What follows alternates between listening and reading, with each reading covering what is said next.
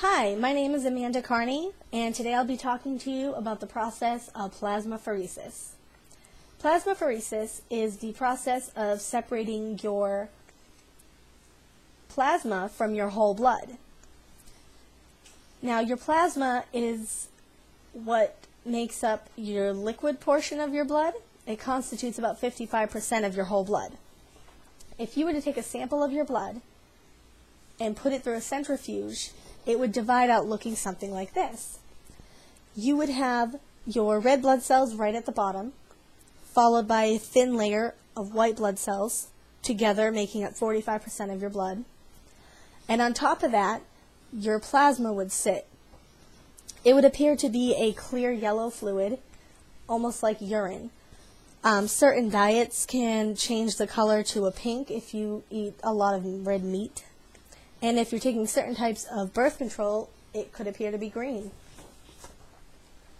Now, plasma is used in the manufacture of different medications. Medications such as albumin, which is used in the treatment of burn victims and shock patients.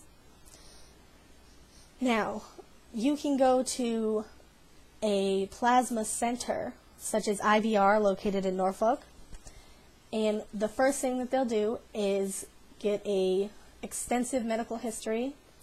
They'll take a sample of your blood to be checked for HIV and hepatitis. They'll give you a physical examination, which will include your blood pressure, your temperature, your pulse rate. They'll prick your finger and take a small sample of blood, put it through a centrifuge, and check your red blood cell count, which needs to be in a normal range, between 38% and 52%. And then they will also check your protein level. You can only donate if everything was in a normal, healthy range. Now, once you do that, they will hook you up to a machine, which will look something like this. Now, this is an arm. This is the syringe sticking in your arm. Now, it goes right into the vein at the bend of your arm. So this is your elbow, it's your upper arm. Up here, there would be a cuff, almost like a blood pressure cuff, so that when you are donating your blood into the machine, your blood's being pumped, your veins are being stimulated. Now, the blood drains from here into a little vial, where it mixes with the anticoagulant for the return. It goes from there into a bowl.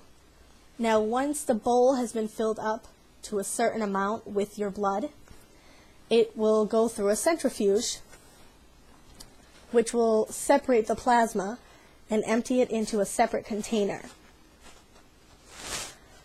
Once the bowl has been filled, this process will stop and the blood will be returned to you. It'll go through the tubes into this smaller tube where it's mixed with anticoagulant before it's returned to you. The anticoagulant is used because they're taking out a large portion of the liquid part of your blood, so there's a big chance that you would have blood clots if you weren't getting anticoagulant. However, the anticoagulant can have effects on the donor. You can go into a type of shock where you lose sensation in your face and your hand.